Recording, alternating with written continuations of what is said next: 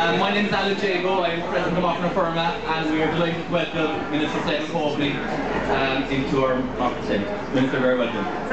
Thanks very much. I'm pleased to be here. This is the next generation, or the current generation of farmers. So I think I think the real buoyancy in agriculture at the moment is being seen by the number of young people who are choosing to go into farming.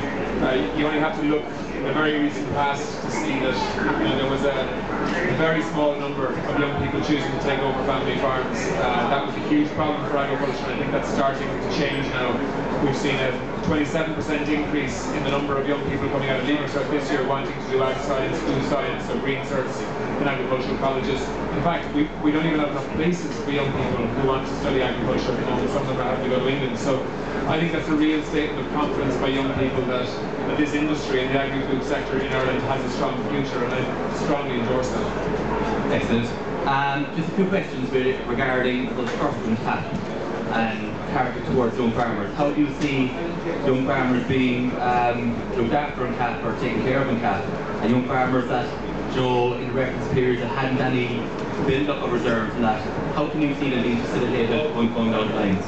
Well, first of all, I think that, we have lobbied, in fact we're probably the only country that has lobbied very, very strongly that the Commission would have a specific young farmer proposal as part of the Common Agricultural Policy debate, and that we would link that into the single farm payment proposal. So we're hopeful that when the proposals come out on the 19th, on the 11th of October, that actually there'd be a proposal that young farmers under the age of 40 for up to a 5-year period would get a top-up on top of single farm payment to actually help them to invest and expand their businesses when they're of an age that really wants to do that. So we're looking at maybe a 15% top-up for young farmers for the early stages of taking over a farm, which would essentially have a similar effect that installation aid had, except it would be actually probably more valuable than installation aid ever was.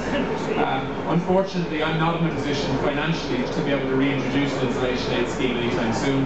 We're going to have to make significant savings in the Department of Agriculture, like every other department has to make in this budget and probably the following one, despite the fact that agriculture is so important to the economy.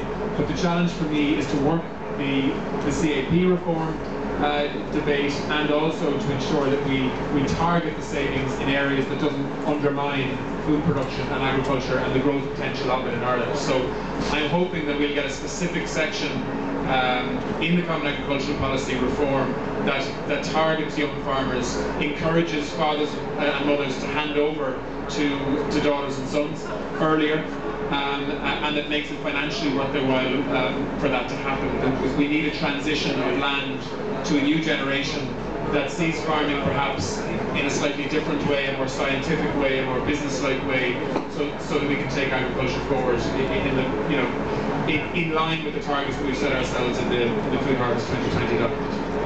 And in terms of greening of the CAP, there's a lot of fear out there that farmers won't be allowed to reseed and that. No, we Macra have come out and welcomed it, but the 30% greening, that's a bit high. What is your understanding of greening, or what do you believe greening to be? What we believe it to be is that what we in Ireland are doing is actually naturally right. What's your understanding of it? Well, look, I think we've worked hard to lobby the Commission at the early stages.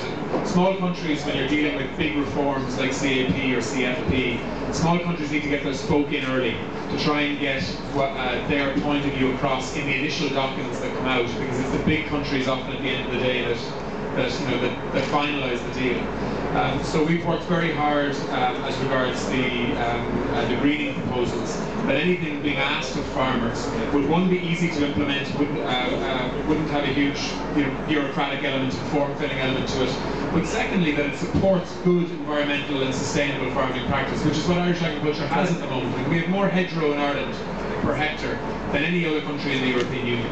We have, I think what we've managed to achieve is that most of the things that will be asked for under the greening proposal are already normal as part of Irish farm practice. Like, for example, maintaining hedgerows, which is necessary anyway under cross compliance.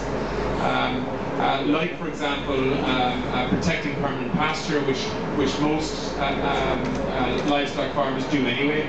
We need to ensure that you can actually reseed on top of permanent pasture to actually given the lift that it needs, and I think we'll be successful in that.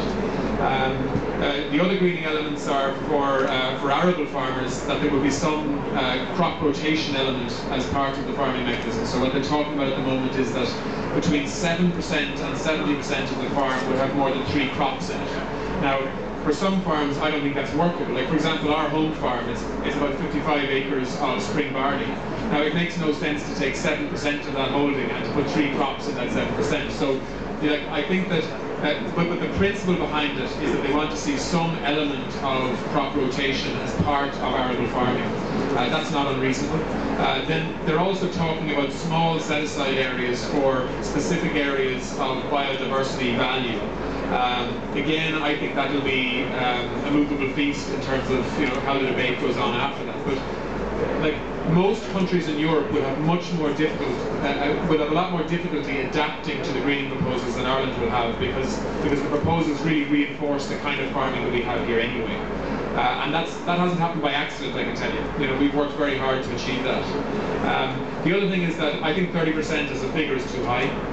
In fact, the whole concept of greening, I think the principle behind it is right, but I mean, the reality is that with all the cross-compliance rules that are there at the moment, we essentially have what some people would describe as greenwashing of single farm payments anyway at the moment. And so the idea that you would have to have extra bureaucracy to put in place a new section of the single farm payment and up to 30% of it is perhaps unnecessary work when you can find another way to do it. So we're exploring other options around protecting the environment and making farming and food production sustainable.